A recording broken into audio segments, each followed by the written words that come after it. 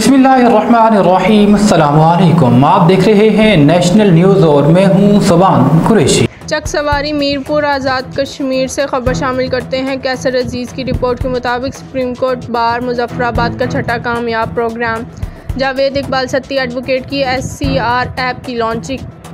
1992 से 2023 तक supreme court के तमाम फैसले वकला अपने मोबाइल पर देख सकेंगे। सुप्रीम कोर्ट बार की SCR कमेटी के सरबराह जावेद इकबाल सत्ती एडवोकेट और एहसन अली वलायत एडवोकेट का खुसूसी तौर पर शुक्रिया अदा किया, जो इस ख़राब मौसम में वकला की बेहतरी के लिए मुजफ्फराबाद तशरीफ़ लाए और अपने इल्म व तजर्बे को नौजवानों तक पहुँचाया। आखिर में chairman bar council advocate general Azad Kashmir Sheikh Masood Iqbal ने जावेद इकबाल सत्ती को शील्ड्स पेश की और आखिर में सुप्रीम कोर्ट बार की तरफ से फूल पेश किए गए।